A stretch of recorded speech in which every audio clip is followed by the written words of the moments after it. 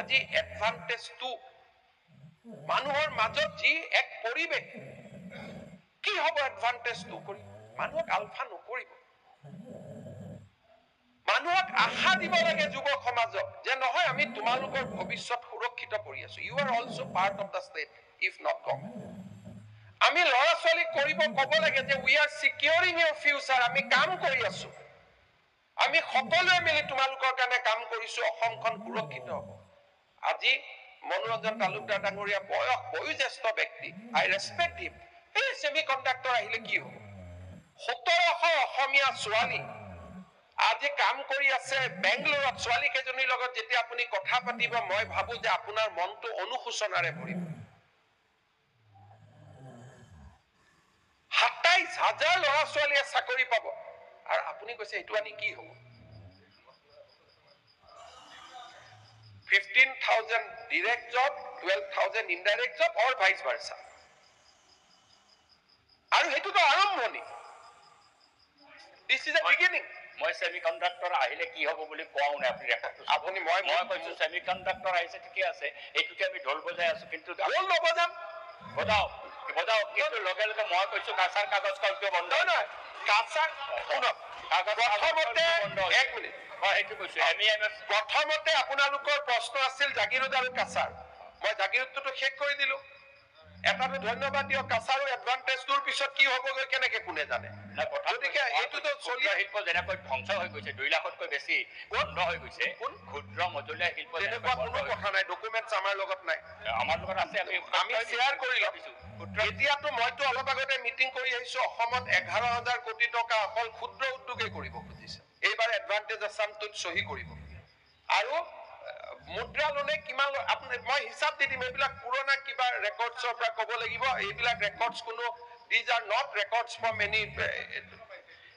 যোৱা 2 বছৰত আমাৰ বেংকৰ লোন চেঞ্জ হৈছে CD ৰেশিও 32 ৰ পৰা 68% অধ্যক্ষ মহোদয় মই এই গোটেই কথাখিনি কোৱাৰ পিছত মই এটা কথা ক'ব খুজিম যে বহু ক্ষেত্ৰত সফলতা আমি লওঁ মই এটাই কথা কম যে এই গোটেইবিলাক কাম অসমৰ জনতাৰ কাৰণে আজি অসম পৰিৱৰ্তন হৈছে প্ৰধানমন্ত্ৰী মোদী ডাঙৰীয়াক ঢলা শদিয়া দলং নিৰ্মাণ সম্পূৰ্ণ কৰিলে বগীবিলৰ দলং নিৰ্মাণ সম্পূৰ্ণ কৰিলে কলিয়া ভুমুৰাৰ ওপৰত দ্বিতীয়খন দলং হ'ল মাজুলী দলঙৰ নিৰ্মাণৰ কাম আৰম্ভ কৰিলে 28 ফেব্ৰুৱাৰীত ভাল খবৰ আপোনালোকে পাই যাব নাই আছে একদম 100% এইটো হৰাৰ কাৰণে ইলেকশনটো হৰাৰ কাৰণে বন্ধ কৰি দিছে আপোনাৰ মানসিকতা মাজুলীত আমি ইলেকশন জিকিছিলো কোনোবাই যদি আপোনাক ভুল কৰি কথা কৈছে আমি ভুৱন ভাই আমি ইলেকশন জিকিছিলো নে নাই মাজুলীত ইলেকশন হাৰিছিল নে জিকিছিলো খুদি এমএলএ ক'ব লোকসভাত আমি জিকিছো হাৰে যাওক ঠিক আছে এতিয়া আপুনি আজিৰ পৰা এইটো ভুল ধাৰণা ভাঙি গ'ল অংখন হ'বগৈ মাজুলীৰ হ'বগৈ আপোনাক লৈ যাম মই আপুনিতো 1 লাখ কথা আছিলে ক'ত এইটো নাহিলে ক'ত 1 লাখ নিবনুৱাৰ এপইণ্টমেণ্টৰ দিনা আপুনি মতাৰ কথা আছিলে বিপ্লৱ শৰ্মা কমিছনৰ আমি ক'লে নহয় আপুনি প্লিজ অনাৰেবল মেম্বাৰ 1 মিনিট বিপ্লৱ আৰু হেৰি অনাৰেবল মেম্বাৰ হ'বনে নাই আচলতে প্লিজ মাজুলীখন প্লিজ আৰে অখিল গগৈ ডাঙৰীয়া আপোনালোকে বন্ধ কৰি দিছে ইচ্ছাকৃতভাৱে মাননীয় অধ্যক্ষ এনে বন্ধ নকৰিব প্লিজ আজি মাজুলীত এটা নিগেটিভ মেছেজ দিব আপুনি চেষ্টা কৰি আছে মানুহক নিৰাশ নকৰিব কাৰণ হয়েতো যাব কাম গতিকে ইলেকশ্যনৰ দিনাখন আপুনি কি ক'ব ক্ৰেডিট কি এনেকুৱা মানুহে কেনেকে ক্ৰেডিট পাব নিগেটিভিটি আজি বিলাহী কেনেকে তেখেতে কেনেকে ক্ৰেডিট পাব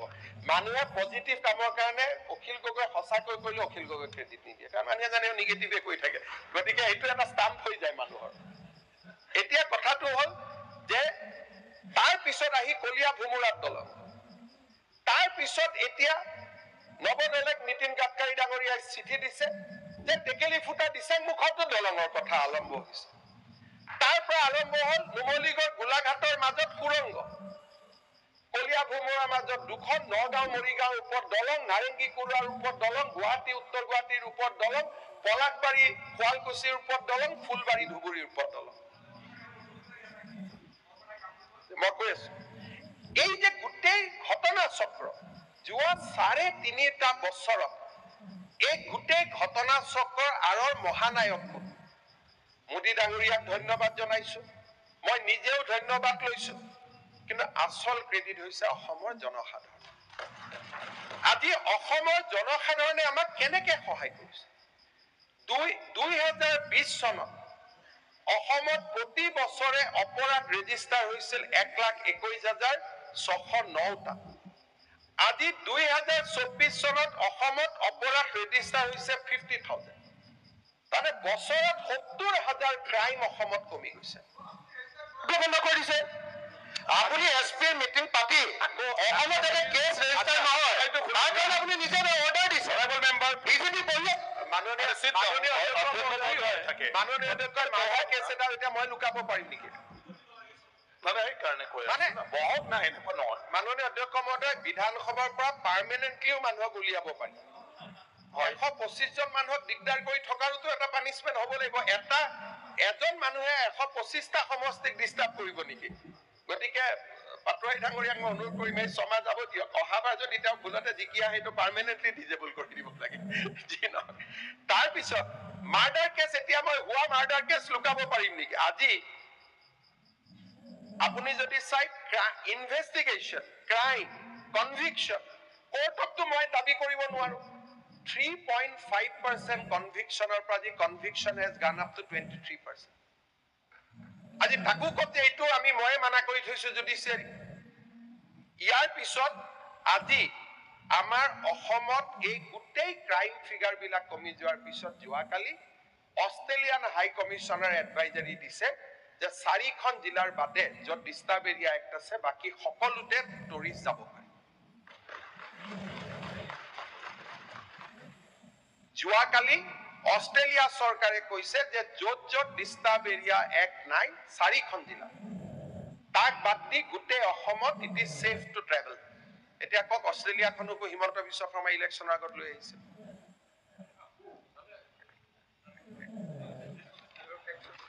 মাননীয় অধ্যক্ষ মহোদয়, অন্তত সদনে জানিব, অষ্ট্ৰেলিয়ান হাই কমিশ্যনাৰ মই কণ্ট্ৰোল কৰিব নোৱাৰো, নিউয়ৰ্ক টাইমছ মই কণ্ট্ৰোল কৰিব নোৱাৰো। যদি ইমানলৈকে যদি মই কণ্ট্ৰোল কৰিব পাৰো, তেতিয়াহ'লে মোৰ লগত আৰু কাজিয়া পেচাল কৰা বাদ দি দিয়ক।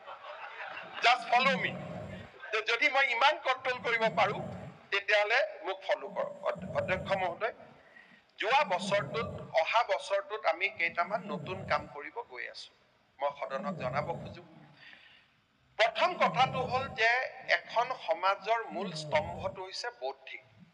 যিখন সমাজত বৌদ্ধিক জ্ঞান আৰু চৰ্চা নাথাকে, সেইখন সমাজ কেতিয়াও আগুৱাই যাব নোৱাৰে। অহা বছৰটোত মই সদনৰ পৰা সহযোগিতা বিচাৰিম যে আমি ইয়েৰ অফ দ্য বুক, কিতাপৰ বৰ্ষ আমি পালন কৰিম। হেমকোষ অভিধান, চন্দ্ৰকান্ত অভিধান, এইবিলাক আমি প্ৰিণ্ট কৰিম। সমাজৰ মানুহক আমি বিতৰণ কৰিম, যাতে পুৰণা কিতাপ বুঢ়ী আইৰ সাধু চৰকাৰে কৰিব। চৰকাৰী কৰ্মচাৰীক আমি অতিৰিক্তকৈ দৰমহাৰ লগত টকা পইচা দিম, যাতে কিতাপ কিনিব পাৰে। আৰু বুক ফেয়াৰ পাতিবৰ কাৰণে আমি সহযোগিতা কৰিম। We want to create a society based on intellectual activity. আৰু ইয়াৰ বুকৰ প্ৰতি মই আপোনালোকৰ সহযোগিতা বিচাৰিছো। দ্বিতীয়তে, দেৱব্ৰত শইকীয়া ডাঙৰীয়াই ধান সৰিয়হ কিনাৰ কথা তেওঁ কোৱা, আমি টাৰ্গেট ৰিচ কৰিব পৰা নাই বুলি কৈছে। অসমত টাৰ্গেট কিমান আছে আমি কোনেও নাজানো, কিন্তু 600 টকাৰ পৰা 2300 টকা দিয়াৰ পিছত আমি যিমান ধান পাব লাগে, ডেফিনেটলি আমি সিমান ধান পোৱা নাই, কিন্তু কৃষকসকলে কয় যে উই আৰ হেপি। যদি চৰকাৰক দিয়া নাই, প্ৰাইভেট মিলক দিছে, দামটো তেওঁলোকে এটা লেভেলত পাইছে। অসমৰ কৃষি অৰ্থনীতিৰ বিকাশ হৈছে। এইবাৰ আমি কি কৰিব খুজিছো যে ধান আৰু সৰিয়হত কেন্দ্ৰীয় চৰকাৰে দিয়া MSPৰ ওপৰতো ৰাজ্য চৰকাৰে আৰু অতিৰিক্তকৈ আমি কৃষকক টকা দিব খুজিছো। কিমান দিব পাৰিব বিত্তমন্ত্ৰী ডাঙৰীয়ানীয়ে হিচাপ কৰিব যে ধানত যদি কেন্দ্ৰীয় চৰকাৰে 2300 কোটি টকা দিছে, আমি লগত আৰু কিবা দিব পাৰো নেকি? সৰিয়হত যদি কেন্দ্ৰীয় চৰকাৰে 5500 টকা দিছে, আমি আৰু লগত এক্সট্ৰা আমি দিব পাৰো নেকি? আমি কৃষি অৰ্থনীতি সুদৃঢ় কৰিব খুজিছো। We want to give more and more money to the farmers. বৰপেটাৰ মাকৈটো এবাৰ আমি MSP দিবৰ কাৰণে সিদ্ধান্ত লৈছো যে will give MSP for the মাকৈ। মই বিগ ইণ্ডাষ্ট্ৰীৰ কথা কওঁতে মই কৃষি অৰ্থনীতি পাহৰি যাব খোজা নাই। এইবাৰ আমি মেজ, মাকৈ সৰিয়হ, ধান, ইয়াৰ ওপৰত আমি চেন্ট্ৰেল গভৰ্ণমেণ্ট ছাবচিডিৰ ওপৰত we want to bring state support. কল্পনা আমি কেতিয়াবা কৰিছিলো, কৰবাততো আপোনালোকে সেইখিনিতো ক'ব যে এটা ভাল কাম হৈছে। আজি অসমত যোৱা বছৰ আমি 300খন আমি 400খন আমি হাইস্কুল 8 কোটি টকাকৈ দিছিলো। এইবাৰ আমি আৰু ইকুৱেল নাম্বাৰ অফ হাইস্কুল আমি আনিব খুজিছো, যে পাৰ সমষ্টিত আমি আৰু 2খন হাইস্কুলক আমি 8 কোটিকৈ টকা দিব খুজিছো। Nobody has done public educationক, ৰাজহুৱা শিক্ষাক শক্তিশালী কৰাৰ বাবে আমাৰ চৰকাৰে যিমান প্ৰচেষ্টা লৈছে আগত কেতিয়াও এনেকে হোৱা নাছিল। ফ্লাড গেটছ অফ মানি আমি অপেন কৰি দিছো যে আপোনালোকে খৰচ কৰক, শিক্ষানুষ্ঠানখিনিক ভাল কৰি ঠিক কৰক। মই বাস্কা জিলাত গৈছিলো, মই নাজানো আমি কোন মানুহক লগ কৰো, আপোনালোকে কোন মানুহ লগ কৰে। স্কুল এখনৰ লগ পালো, ছোৱালী ছাত্ৰীসকলে মোক লগ কৰিব আহিছিলে। মই ছাত্ৰীগৰাকীক সুধিছিলো শিক্ষক আহে নে নাই? বোলে ছাৰ আজিকালি শিক্ষা ক্ষেত্ৰ হোৱাৰ পৰা সব ছাৰ আজিকালি স্কুলত আহে, আমি ভাল পাই আছো পঢ়ি শুনি। আজি ষ্টুডেণ্টৰ মাজত ইউফৰিয়া, কিন্তু ইকনমিক কণ্ডিশ্যন বাঢ়াৰ লগে লগে কোনোবা যদি ইংলিছ মিডিয়াম স্কুলত গৈছে it is a different thing. কিন্তু আমাৰ ডিক্লাইনৰ যিটো ট্ৰেণ্ড আছিলে উই হেভ এৰেষ্টেড দেট। এতিয়া ল'ৰা ছোৱালী চৰকাৰী শিক্ষানুষ্ঠানলৈকে আহিছে, কিছুমান শিক্ষানুষ্ঠানত ৰাতি 2টাৰ পৰা ফৰ্ম লয়। শিৱসাগৰৰ এখন স্কুল। আজি এইবাৰ বাজেটত আমি চেষ্টা কৰিব খুজিছো যে প্ৰথমবাৰৰ বাবে আমাৰ যি গোটেই মূল্য বৃদ্ধিৰ কথাটো য'ত আমি আনিব খুজো যে সমাজত মূল্য বৃদ্ধি হয়, এইবাৰ আমি প্ৰথমবাৰৰ বাবে চেষ্টা কৰিছো যে ৰেচন কাৰ্ডত আমি দালি, নিমখ, চেনি বজাৰতকৈ অন্তত 20-25 টকা তলৰ দামত আমি দিব পাৰো। বিত্তমন্ত্ৰী ডাঙৰীয়ানীক মই অনুৰোধ কৰিছো যে আপুনি এইবিলাক কথাত বাজেট বনাওতে ইউ এক্সামিন। মহিলা উদ্যমিতা আঁচনি, মানুহে মোক কৈ আছে 10,000 টকাটো প্ৰমিছ কৰি আছে, দিয়া নাই। হিমন্ত বিশ্ব শৰ্মাই মুখত কথা যদি কয় তাৰ পৰিৱৰ্তন নহয়। আমি 10,000ত ৰাখিব খোজা নাই, 27 লাখ মহিলাক এই বছৰ 10,000, অহা বছৰ 25,000, তাৰ পিছত আমি 50,000লৈকে লৈ যাব খুজিছো, যাতে আমি সঁচা অৰ্থত লাখপতি বাইদেউ আমি নিৰ্মাণ কৰিব পাৰো। 1 এপ্ৰিলৰ পৰা বিহালীত, কেতিয়া দিব? 1 এপ্ৰিলৰ পৰা বিহালীত আমি তাক আৰম্ভ কৰিম। আপোনাৰ তাত দেৰি কৰি দিম, 1 এপ্ৰিলত আমি বিহালীত আমি ইয়াক আৰম্ভ কৰিব খুজিছো। আজি আপোনালোকক মই নিমন্ত্ৰণ কৰিছো যে 1 এপ্ৰিলৰ পৰা আমি বিহালীত আলোচনা কৰিম, ইয়াক আৰম্ভ কৰিম। আজি প্ৰথমবাৰৰ বাবে 3টা বছৰ APDCLত কণ্টিনিউৱাছ প্ৰফিট হোৱাৰ পিছত এইবাৰ আমি 1 মে'ৰ পৰা বা 1 এপ্ৰিলৰ পৰা ইলেক্ট্ৰিচিটিৰ দামো অন্তত 1 টকা পৰৱৰ্তী সময়ত আৰু 50 পইচা আমি লাহে লাহে এতিয়া কমোৱাৰ প্ৰক্ৰিয়া আৰম্ভ কৰিব খুজিছো। ডিগ্ৰী পাছ কৰা ষ্টুডেণ্ট এজন পৰীক্ষাত ইণ্টাৰভিউ দিব লাগে, পৰীক্ষাত দিব লাগে, বিভিন্ন জেগাত যাব লাগে, দেউতা আমাৰ পৰা টকা খুজিব নোৱাৰে।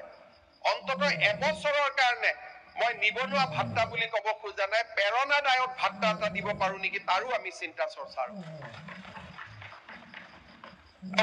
বৃদ্ধ পেঞ্চনটো 250 টকা হৈ আছে, বৃদ্ধ পেঞ্চনে অন্তত 3,000 মান টকা কৰিব পাৰিলে ভাল আছে। বৃদ্ধ পেঞ্চনটো অসমত বৃদ্ধ পেঞ্চন, বিধৱা পেঞ্চনৰ মানুহসকলক আমি অৰুণোদয়লৈকে কনভাৰ্ট কৰি আছো। বিধৱা পেঞ্চনৰ 3 লাখ মহিলাক আমি ইতিমধ্যে বিধৱা পেঞ্চনৰ পৰা কাটি অৰুণোদয় যোগ কৰি দিলো। 1200 পাই গ'ল তেওঁলোকৰ, 1250 আৰু বাঢ়ি গৈ থাকিব। গতিকে প্ৰথমবাৰৰ বাবে আমি এখন নতুন অসম নিৰ্মাণৰ কামত আগবাঢ়িছো। ৰাজনৈতিক সমালোচনা যিয়ে নহওক কিয়, অসমৰ শান্তিৰ পৰিৱেশ, অসমৰ প্ৰকৃত পৰিৱেশ একোজন মন্ত্ৰীয়ে, একোজন বিধায়কে যেনেকে 30 কোটি টকা PWDৰ কাৰণে খোজে, 20 কোটি খোজে, অসম মালা খোজে, সিয়ে প্ৰমাণ কৰে যে এইখন চৰকাৰৰ সক্ষমতাৰ ওপৰত আজি মানুহৰ কাৰো সন্দেহ নাই।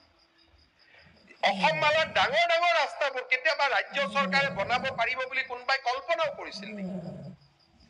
আজি জলজলিৰ দৰে ব্ৰিজ আমাক খুজি আছে। আগতে মানুহে কৈছিল বাঁহৰ ব্ৰিজ এখন বনাই দিয়ক। আজি সক্ষমতাৰ ওপৰত কাৰো সন্দেহ নাই যে কৰিব খুজিলে ই বেটাই কৰিব পাৰে।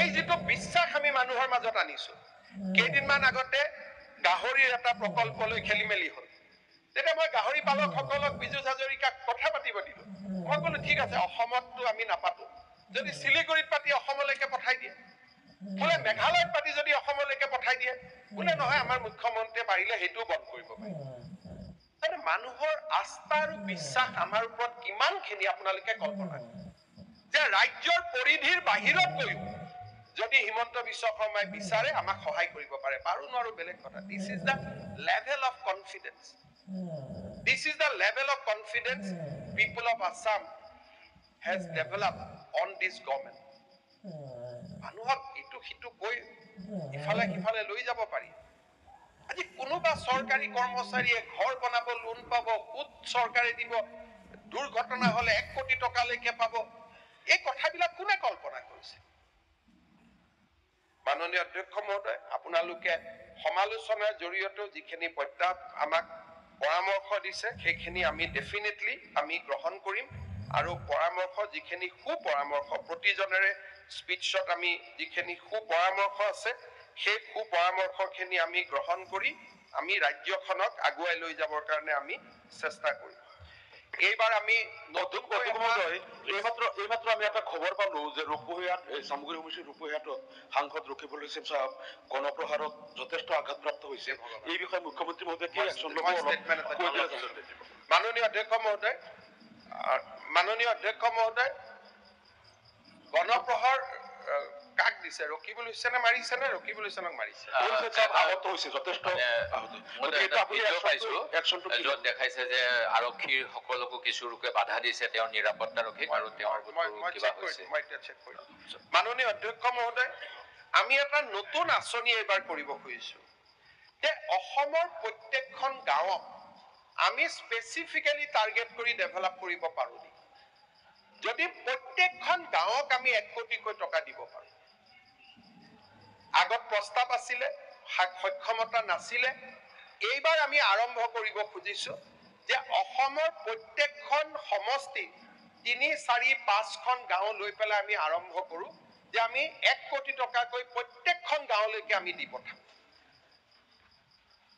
টাৰ্গেটেড এপ্ৰোচ যে গাঁওখনৰ স্কুল ভাল হওক গাঁওখনৰ অংগনবাদী ভাল হওক গাঁওখনৰ নামঘৰটো ভাল আমি আজি নেক্সট লেভেললৈকে যাব খুজিছো এইবাৰৰ যিখন বাজেট হ'ব এই বাজেটখনে অসমৰ আত্মবিশ্বাসৰ পৰিচয় দিব এইবাৰৰ বাজেটখনে নতুন অসমৰ পৰিচয় দিব মাননীয় অধ্যক্ষ মহোদয় দুটা সমসাময়িক কথাৰে মই সামৰণি মাৰিব খুজিছো যোৱা কালি সদনত ন্যায়াধীশ বিপ্লৱ শৰ্মা কমিটিৰ প্ৰতিবেদন সম্পৰ্কে ইয়াত উল্লেখ হৈছিল ন্যায়াধীশ বিপ্লৱ শৰ্মা কমিটিৰ প্ৰতিবেদনখন মই আগতেও পঢ়িছিলো কাৰণ মোক দিছিলে গতিকে মই পঢ়িবই লাগিব আৰু সেই কাৰণে মই এই প্ৰতিবেদনখন সদনত আনিব খোজা নাছিলো আৰু মই বহুতবাৰ প্ৰচেষ্টাও কৰিছিলো যে বিপ্লৱ শৰ্মাৰ কমিটিৰ প্ৰতিবেদনখন সদনত নাহক 15টা বছৰ 14টা বছৰ তৰুণ গগৈ ডাঙৰীয়াৰ মন্ত্ৰীসভাত কাম কৰাৰ পিছত তেখেতৰ বিপক্ষে লিখি থকা প্ৰতিবেদন এখন মই সদনত অনাৰ বাবে মোৰ একেবাৰে আগ্ৰহ নাছিল কাৰণ জীৱনত আকৌ কৈছো সনাতন হিন্দু সংস্কৃতিৰ কাম কৰা বা এজন ফলোৱাৰ হিচাপে we know how to ৰেসপেক্ট the ৰিলেশনস মই চেষ্টাও কৰা নাছিল কংগ্ৰেছৰ 2-এজন সদস্যক মই অনানুষ্ঠানিকভাৱে জনাইছিলো যে দাবীটো কৰি থাকিব নালাগে কাৰণ সকলোৱে জানে যে ৰাকেশ পালৰ নিযুক্তি কাৰ সময়ত হৈছে ইয়াতো জানিবই লাগিছিল যে বিপ্লৱ শৰ্মা কমিটিৰ প্ৰতিবেদন আহিলে তাত তৰুণ গগৈৰ ওপৰত কমেন্ট থাকিবই এটা বিপ্লৱ শৰ্মা কালি ভূপেন বৰা ডাঙৰীয়া গালিগালাজ কৰিছে আৰে ডোন্ট শুট দা মেসেঞ্জাৰ ফাইলত তৰুণ গগৈৰ জল পটকৈ সহি আছে এডিশনাল চিফ সেক্ৰেটাৰীয়ে কৈছে তেওঁৰ এজন ইনচাৰ্জ মেম্বাৰক বাৰে বাৰে কাৰ্যকাল বঢ়াই দিয়া তেওঁ নোটাৰী আছিল এডভোকেটো নাছিলে ক'ব গ'লে তেনেকুৱা এজন মানুহক চেয়াৰম্যান কৰা কাৰ চৰকাৰ দিনত হৈছে এই গুটেখিনি those are part of records justice Biplab Sarma কমিটিৰ প্ৰতিবেদনখন সদনত আনিবৰ বাবে দাবী কোনে কৰি আছিল কংগ্ৰেছে দাবী কৰি আছিল কংগ্ৰেছে নিজে জানিব লাগিছিল যে এই গুটে ঘটনাটো আমাৰ চৰকাৰৰ দিনত হৈছে গতিকে বোকাটো আমাৰ গাতে আহিব এতিয়া কংগ্ৰেছে আকৌ আহাৰ পিছত কৈছে নহয় এখন ভুল আজি কেনেকে ভুল হ'ব পাৰে? তৰুণ গগৈ শ্বহীদতো ভুল হ'ব নোৱাৰে ৰাকেশ পালক নিযুক্তি দিয়া। এইটো কেনেকে ভুল হ'ব পাৰে? আজি আপোনালোকে চাওক, সেইবাবে মই ৰিলেশ্যন আৰু সম্পৰ্কক মই সন্মান কৰোঁ কাৰণে মই খুব ৰিলাক্টেণ্ট আছিলোঁ যে অন্ততঃ মই মুখ্যমন্ত্ৰী হিচাপে যাতে এইখন মই লে কৰিব নালাগে। কোনে মোক পুছ কৰিলে? It is the Congress party. Biplab শৰ্মাখন আনক আনক আনক। কোনোবাই হয়তো কৈ দিছিল কৰবাত, আমিয়ে কৰবাত আছো নেকি?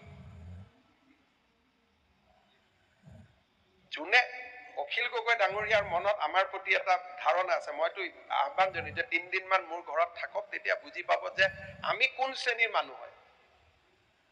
সেই শ্ৰেণীৰ মানুহ নহয়। কোনোবাই ধাৰণা এটা হৈছে অপজিট কেম্পত থাকিলে মানুহৰ ওপৰত মানুহৰ এটা ধাৰণাৰ সৃষ্টি হয়। যদি মই সেইটো কামে কৰিলোহেঁতেন, টেটত পুলিচত স্বচ্ছ নিযুক্তিৰ প্ৰক্ৰিয়া এটা মই আৰম্ভই নকৰিলোহেঁতেন, সকলোৰ পৰা 3-3 লাখ টকা ললোহেঁতেন।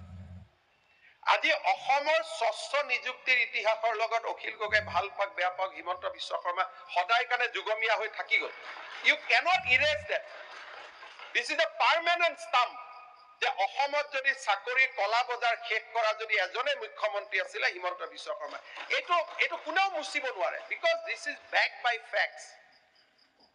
বিপ্লৱ শৰ্মা কমিটিৰ প্ৰতিবেদনৰ ওপৰত আলোচনা হ'ব আৰু সিদিনাখনে আমাৰ চৰকাৰৰ দিনত চাকৰি হোৱা 1,15,20,000 ল'ৰা ছোৱালীৰ নাম এড্ৰেছৰ কিতাপখনো আপোনালোকৰ আগত মই দি দিম। কোনো সমস্যা নাই। আৰু ৰেকৰ্ডছ আৰু আমি কালেক্ট কৰি আছো আৰু বাঢ়িব নম্বৰটো, কিন্তু মই যিহেতু অখিল গগৈৰ মনত ধাৰণা, সেইকাৰণে আমি সিদিনাখন লগে লগে দি দিম যাতে আমি পঢ়িব পাৰো।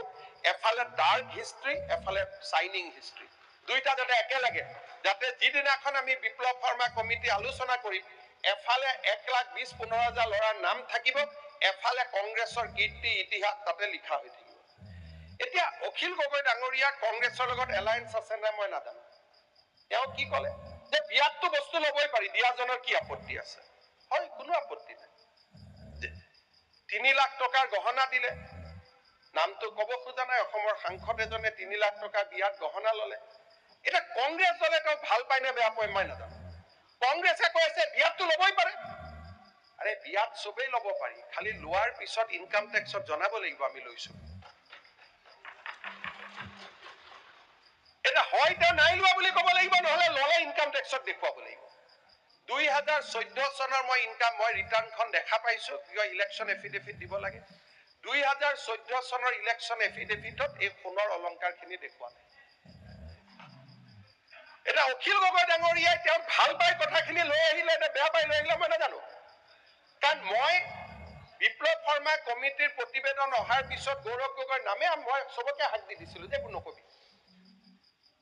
কোনে লৈ আহিলে? অখিল গগৈ ডাঙৰীয়াই। বাহিৰত ইম্প্ৰেশ্যনটো এনেকুৱা যে মই খুব তেওঁৰ শুভাকাংক্ষী, কিন্তু মাৰটো এনেকে মাৰে যাতে উঠি যাব নোৱাৰে। এতিয়া এইটো ইনকুৱাৰীৰ লগত আহি গ'ল। এতিয়া লগত এতিয়া এইটো আহি গ'ল যে বিয়াত আৰু কি কি উপহাৰ পাইছিলে। সিদ্ধাৰ্থ ভট্টই কৈছে যে হীৰাই পাইছিলে নে কি পাইছিলে এইটো কথা জানিব লাগিব। আৰু এতিয়া ঘটনাটো হ'ল যে এইখিনি যদি দেখুওৱা নাই, বাকীখিনিও দেখুওৱা নাই। And gift tax is 30%. 3 lakh টকাৰ যদি আপুনি সম্পত্তি লয় 90% দিব লাগিব, 90,000 গিফট টেক্স, ইনকাম টেক্স নহয়, this is called gift tax. আপুনিও জানি ল'ব, কাৰোবাৰ যদি কেতিয়াবা গিফ্ট লয়, ঘড়ী মটৰ পুকি লয়, 30% ইনকাম টেক্সত জমা দিব লাগিব। চ' নাম্বাৰ ওৱান আজি মই আপোনালোকৰ অন্তৰত মই প্ৰশ্ন কৰিম। নাম্বাৰ 1, 3 দিন হৈ গ'ল, Gaurav Gogoi has not denied on record যে মই লোৱা নাই। তেওঁ ভাবিছে যে অখিল গগৈৰ ডিফেন্সটোৱে মোৰ কাম হৈ গ'ল। He may have thank you also, WhatsApp কৰিব, দাদা বৰ ভাল পালো আপুনি মোৰ, কিন্তু ফচাই দি থৈ গ'ল। তেতিয়া গিফ্ট টেক্স দিলে নে নাই? আৰু টকা লোৱাটো ইম্পৰ্টেণ্ট নহয়, গিফ্ট লোৱাটো ইম্পৰ্টেণ্ট নহয়। তাত এইটো কথা লিখা আছে যে এই গিফ্টটো দিয়াৰ পিছতে ঘটনাই নাটকীয় মূৰ লৈ লয়। যে যি আগলৈকে মোক পাৰ্মানেণ্ট কৰিব বিচৰা নাছিল, বিয়াৰ পিছতে মোৰ প্ৰতি তেওঁ সহজ আৰু সৰল হৈ পৰে। চেয়াৰমেন বনাই দিলে। Turn of event has taken place. যদি ৰিপৰ্টটো চাই, মুকুল শইকীয়াৰ ষ্টেটমেণ্টটো চাই, turn of event started from that marriage. এতিয়া এইবিলাক মই আনা নাই পাব্লিক ডমেইনত, অখিল গগৈ ডাঙৰীয়া আনিছে, মইতো আজি প্ৰথম আনিছো। আপুনি এলায়েন্সত আছে নাই কি কৰিব খুজিছে মই নাজানো, but let me be on record. মই কলো নহয়, নাই নাই আমি আমাৰ কোনো এজন সদস্যই গৌৰৱ গগৈৰ নামেই উল্লেখ কৰা নাই। ইট ৱাজ ষ্টাৰ্টেড বাই অখিল গগৈ ডাঙৰীয়া, বোলে 2টা সিট কংগ্ৰেছে মোক বেছিকৈ দিব নেকি বুলি আৰম্ভ কৰি দিলে। কংগ্ৰেছৰ লগত এলায়েন্স কৰি কোনো লাভ নাই। এপ্ৰিললৈকে যিটো পৰিৱেশ হ'ব কোনো কামেই নোহোৱা হ'ব, মই ইমানে কৈ থৈ দিছো। নেক্সট যিটো মই কম তাৰ পৰা আপুনি আৰু গম পাব যে কোনো লাভেই নাই, এইটো বস্তু গ'ল আৰু এইটো নচলা টকা হৈ যাব। মই নেক্সট যিটো লাইন কম, ইয়াৰ ঘটনাটো হ'ল যে মই বিচাৰো Gaurav Gogoi being the son of Chief Minister Tarun Gogoi, he must defend his father now. পিতৃ হিন্দুত লিখা থাকে যে পুত্ৰক জন্মই দিয়া হয় যাতে পিতাৰ লিগেচিটো আগুৱাব পাৰে, আমাৰ শ্ৰাদ্ধৰ পৰা গোটেইখিনি কৰা যায়, সেইকাৰণে কয় পুত্ৰং দেহি। আমাৰ হিন্দুত সদায় আমি পূজা কৰো যে কন্যাং দেহি বুলি নকওঁ, পুত্ৰং দেহি। 3 দিন নিজৰ পিতৃৰ ওপৰত অভিযোগ আহিছে, নো ষ্টেটমেণ্ট। নিজে বিয়াত টকা লোৱা কথা আহিছে, ইনকাম টেক্সত দেখুৱাইছো বুলিও কোৱা নাই, নাই দেখুওৱা বুলিও কোৱা নাই। আৰু এই মানুহবিলাকে হৈছে নতুন অসমৰ একোজন চিৰজাগ্ৰত প্ৰহৰী। মানে মানুহ কেনেকে কেমোফ্লেজ কৰিব পাৰে। তাত ৰাকেশ পালে ইমানলৈকে নাই, ৰাকেশ পালৰ তাতে লিখা আছে যে চাকৰিয়াল ছোৱালীৰ প্ৰাৰ্থীৰ সতীত্ব হৰণৰ কামতো তেওঁ লিপ্ত হৈছে।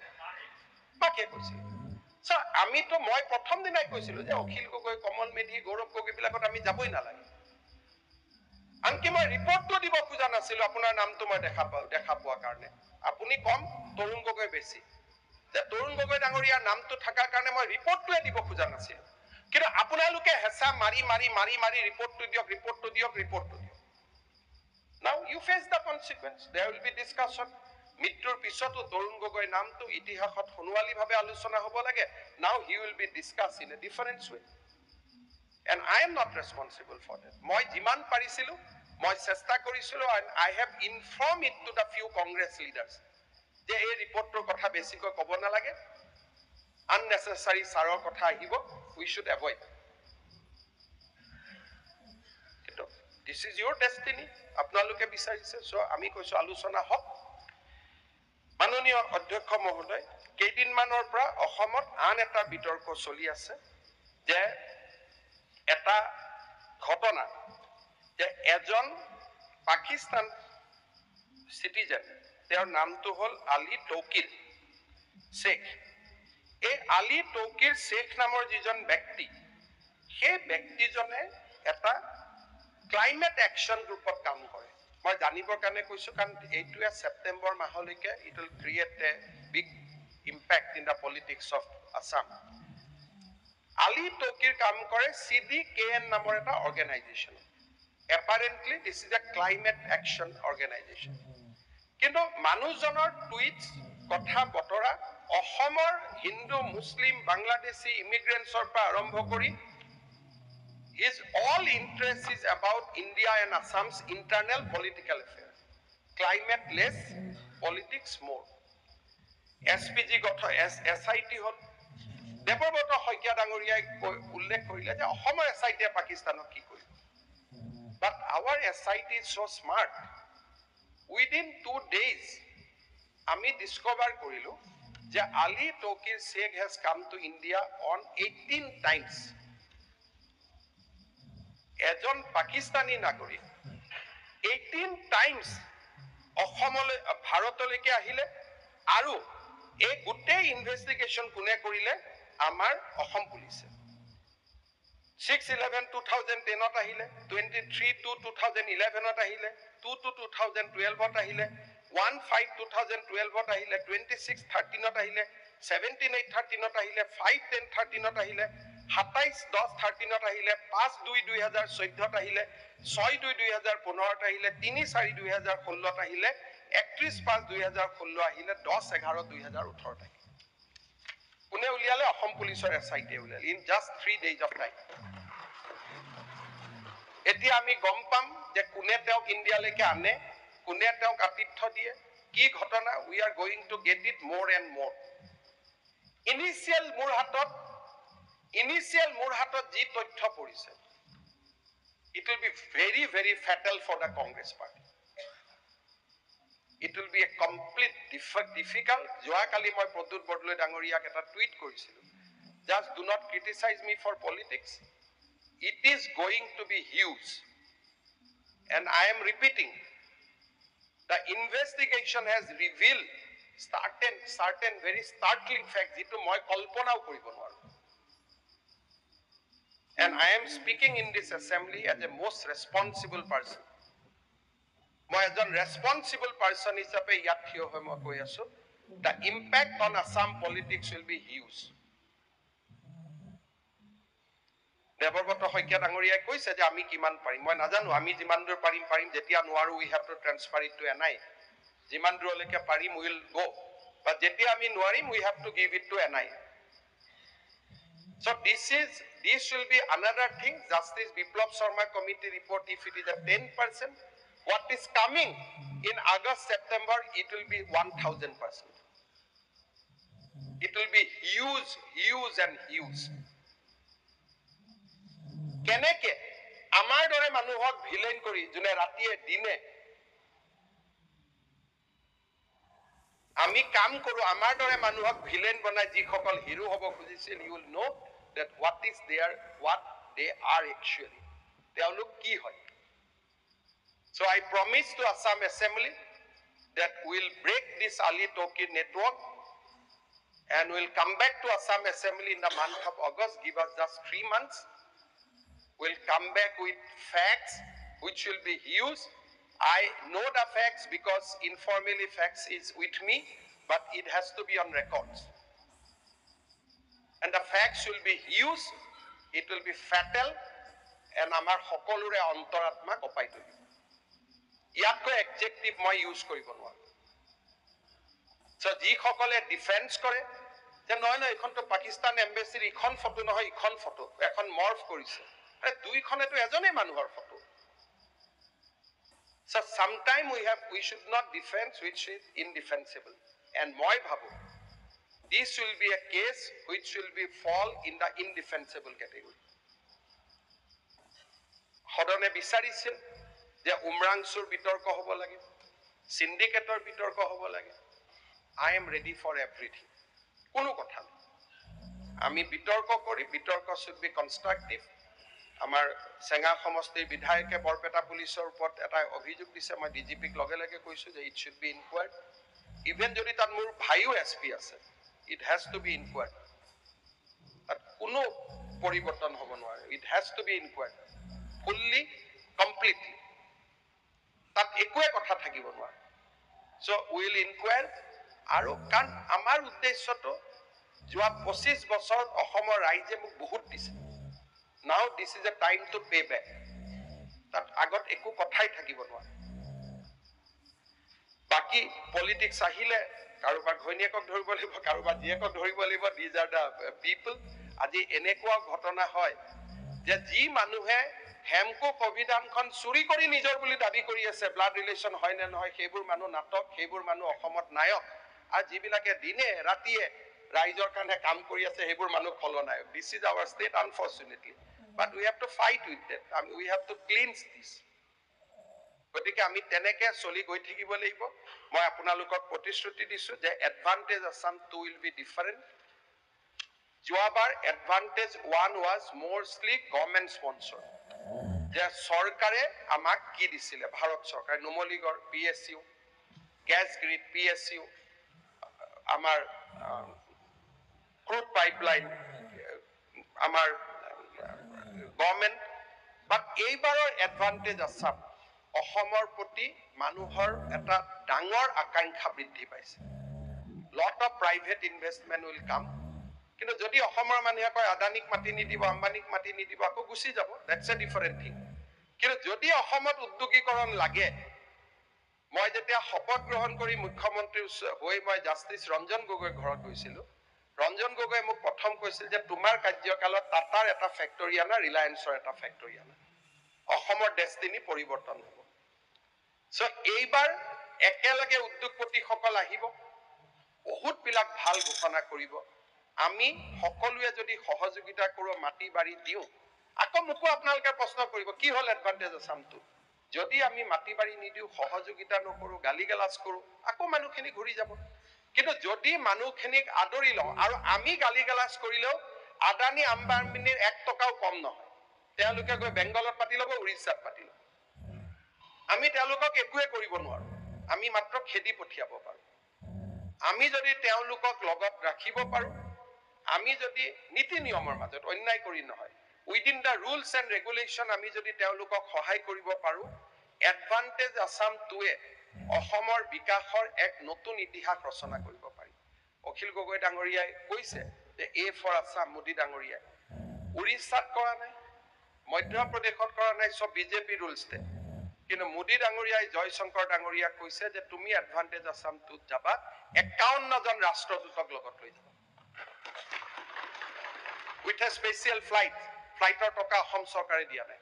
It is being paid by the Ministry of External Affairs.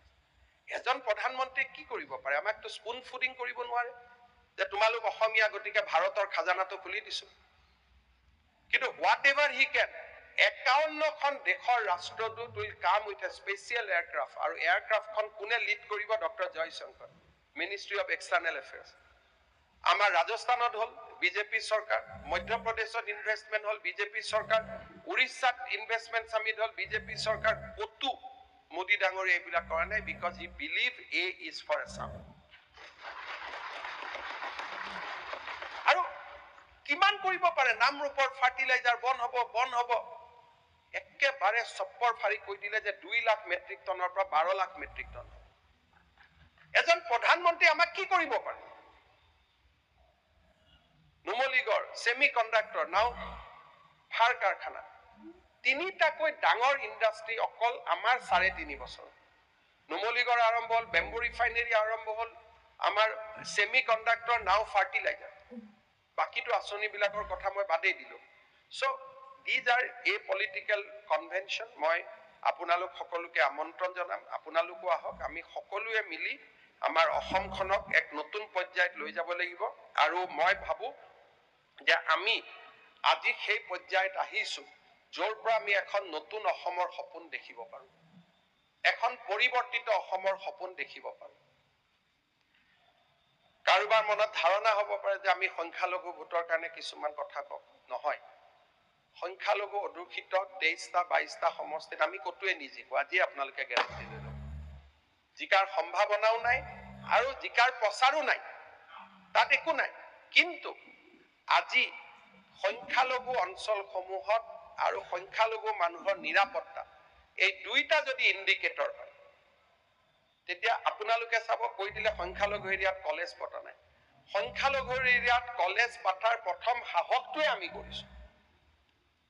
আজি চকীঘাটত ল কলেজ হৈছে জামুগুৰিত, সংখ্যালঘু এৰিয়াত হোৱা নাই জানো পদ্মদা? আজি সংখ্যালঘু এৰিয়াত আদৰ্শ হাইস্কুল বনোৱাৰ কথাটোৱে, চাহ বাগিচাৰ স্কুল হৈছে, কিন্তু মডেল স্কুল আজি সংখ্যালঘু এৰিয়াতে হৈছে। নামটো বদলিছে কিন্তু স্কুলটোতো হৈ আছে। আৰু লাগে, আমি আৰু কৰিব পাৰো, there is no bar on that। আজি ৱাজেদ আলী চৌধুৰী ডাঙৰীয়াই পাহৰি গৈছে, কিন্তু ময়ে স্বাস্থ্য মন্ত্ৰী থাকোঁতে প্ৰথম চৰ অঞ্চলত হস্পিটেল ময়ে গৈ বনাইছিলো। So my track record is not that। কিন্তু হয়, ড্ৰাগছৰ বেপাৰ কৰিলে, কৰবাত লাভ জেহাদ কৰিলে, I have to give a befitting reply। So that is a different thing। আৰু মই ভাবো যে সাধাৰণ সংখ্যালঘু মানুহ ড্ৰাগছৰ বেপাৰীৰ লগত নাই, সাধাৰণ সংখ্যালঘু মানুহ লাভ জেহাদীৰ লগত নাই, সাধাৰণ সংখ্যালঘু মানুহ সত্ৰৰ মাটি দখল কৰাৰ লগত নাই। কিন্তু যদি বটদ্ৰৱা মাটি দখল কৰিব যায়, তাৰতো একশ্যন হ'বই। এইটোত কেনেকে আমি ৰাখিব পাৰো? কিন্তু আজি যদি চৰকাৰে চাউল কিনিছে, আজি যদি অৰুণোদয় দিয়া হৈছে, চৰকাৰে আজি আমাৰ মাননীয় চেয়াৰমেন আলী ডাঙৰীয়াই কৈছে যে মোক অৰুণোদয় নালাগে। মই যদি আপুনি অৰুণোদয় নালাগে বুলি কয়, মই 2খন কলেজ বাগবোৰত দি দিব পাৰো। মাননীয় মুখ্যমন্ত্ৰী মহোদয়, একেখিনিয়ে টকা। একজেক্টলি 2খন কলেজ, তাৰ লগতে বামুনডোংৰা নগৰবেৰা এখন দলং, আৰু দলজলিৰ ওপৰত 2খন দলং দিয়ক। আই উইল ফৰগো এণ্টায়াৰ। আপুনি নহয়, I am forgoing। এক মিনিট, অহাকালি মই বৰপেটা জিলাৰ ডিচিক পঠাম বাগবৰত। যে চেয়াৰমেন আলী ডাঙৰীয়াই কৈছে যে দুখন কলেজ হলে অৰুণোদয় নালাগে বুলি আৰু কম আৰু গোটেই লিষ্টখন কম হ'ব মই বৰপেটা নাই Let the DC go and declare. I will take the he will not responsibility. declare he will take public opinion No issue. Please মানে এনে দুখীয়া দৰিদ্ৰ মানুহৰ মুখৰ পৰা চব আমি এনেকুৱা কথা ক'ব নালাগে আপুনি কওক যে দলং হ'ব লাগে কলেজ হ'ব লাগে দিজ আৰ গুড থিং লগত অৰুণোদয়টো কিহৰ লগত লিংক কৰাটো কোনো প্ৰশ্ন নাই দুখীয়া দৰিদ্ৰ মানুহকেইটাই কিবা এটা পাই আছে মানুহৰ মুখৰ পৰা পেটৰ ভাতকেইটা কিয় কাটিব লাগে এতিয়া মই অৰুণোদয় আপুনি এক্সট্ৰাকে দিব এতিয়া মই আপত্তি নকৰো কিন্তু মই আমাৰ এইবোৰ মেইন ইনফ্ৰাষ্ট্ৰাকচাৰ প্ৰয়োজনত যদি অৰুণোদয় কাটিও দিয়ে I am taking I am openly declaring it. হ'ব প্লিজ সিট ডাউন এতিয়া মই এটা সৰু ষ্টেটমেণ্ট পঢ়ি দিছো আজিৰ দিনৰ 2:30 বজাত মাননীয় সংসদ ৰকিবুল হুছেইন ডাঙৰীয়াই ৰূপহী থানাৰ অন্তৰ্গত গুণামৰী গাঁৱলৈ গৈ থকা অৱস্থাত জনতাই তেখেতক বাধা প্ৰদান কৰে তেতিয়া তেওঁৰ লগত থকা দেহৰক্ষী PSU এজনে চাৰিজাই ব্লেংক ফায়াৰ কৰে কলা নে বগা মানিছে মই নাজানো আৰু মানুহে হ'ব আৰু কলাই আক্ৰমণ কৰিলেতো কলা কাপোৰে ল'ব আৰু কোনেনো CCTVত আহিবৰ কাৰণে বগা কাপোৰ পিন্ধি ল'ব মই বুজিছো যে ৰূপহীয়া থানাত ৰূপহীটো আমাৰ জাগাই নহয় ৰূপহী চামুগুৰি তেওঁৰে জাগা গতিকে তেখেতৰ জেগাত কোনোবাই তেওঁক আক্ৰমণ কৰিলেতো কলা কাপোৰ পিন্ধিয়ে ল'ব লাগিব নহলে মুখখন দেখাই কোনে কৰিব এইটোতো সাধাৰণ প্ৰত্যেকজন মানুহে কৰে কিন্তু পুলিচে লগে লগে গুলি চালনা কৰিলে বৰ্তমান সংসদ গৰাকীয়ে গুণাবৰী গাঁৱত মিটিং কৰি আছে আৰু SP তাতে নিজে উপস্থিত আছে অৰ্থাৎ তেখেতৰ নিৰাপত্তাৰ সম্পূৰ্ণ ব্যৱস্থা SP এ নিজে ওপৰত থাকি কৰিছে আৰু মই আপোনালোকক প্ৰতিশ্ৰুতি দিছো যে ৰকিবুল হুছেইন নগাঁও চামুগুৰি ৰূপহীত গলে তেওঁক আমি সিকিউৰিটিটো আৰু অলপ বঢ়াই দিম কাৰণ মই দেখা পাইছো যে যোৱা এবছৰত কেইবাটাও ঘটনা এনেকুৱা হৈছে চামুগুৰি ৰূপহীত গলে কিবা নহয় কিবা এটা খেলিমেলি হয় মই কাৰণটো ক'ব নাযাওঁ but as a home minister I will ensure that he gets additional security when he visits